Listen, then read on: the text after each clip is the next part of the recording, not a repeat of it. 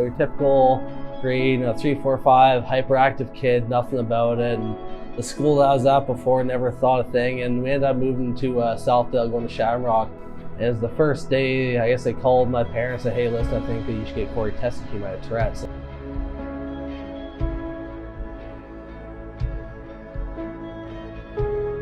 There was like nights where I couldn't sleep, I was twitching so much, and it just became a huge factor that like there was something more than just being that sugared up hyper kid who was just living on the edge. Like there was something there that we just didn't know.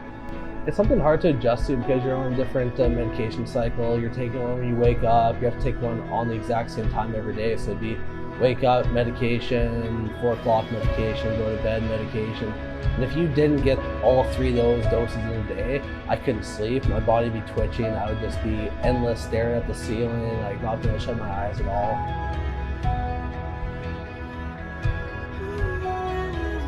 There's days I have where my mind's not in the right place and like I just don't want to be around. Like, I'm just struggling so much. As soon as I walk through the doors here, just mind's cleared. So all I want to do is just come here, see the guys, whether it's a film walkthrough night, actual practice, even equipment returns. As soon as you walk through the door, it's a different life. When I came back here in 2016, he had already been here for a year, and then just sort of progressed from there. We weren't super close that year, and then just in the subsequent years, we've ended up getting super close, becoming really close friends. I went to school with him for 3 years and played football with him for 3 years and didn't realize until he actually told me one night. I think we were out one night and he started telling me, he's like, oh yeah, like I have Tourette's, and like telling me a bunch of stuff about it. But like honestly, like I had no idea. It's like not necessarily that he hides it well, but like it's not noticeable to sort of a third party.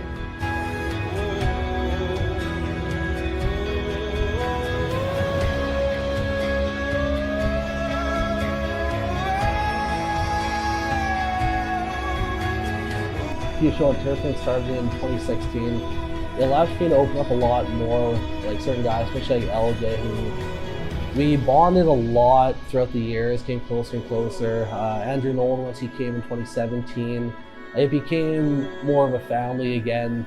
It was like I had brothers that weren't just at home, they were here for me.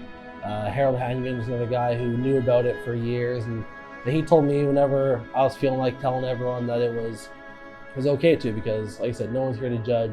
Everyone's got their issues with his family, mental, stuff like Tourette's. Like it's okay to be open about it. On a lot of football teams, it's not necessarily the sort of relationship where you're comfortable telling people some of these sorts of things. Like I've played on teams where it's pretty much a business relationship. You go to practice, you change, you go home, you're not staying, you're not hanging out, you're not having life talks with these guys, you're just there to play football and that's it. So I think sort of the cutest show on turf and playing and sort of building this sort of family type relationship has made it so it's not just about football anymore. Guys are actually comfortable bringing whatever sort of personal stuff they want into the team, and we're all here for them, and we're here to sort of help everyone out. We're not here because it's a business transaction. We're here because we love each other. You're not going to feel great until you are comfortable with who you are, whether what it is in life. The fact that you can stand up with your chest out and say who you are and this is what you deal with, that's the best feeling in the world. Whether it's mental health, asking for help, saying something, you're having a bad day, just want someone to talk to. It's about having the strength to actually open up and let everyone help you out. You can't go through things alone.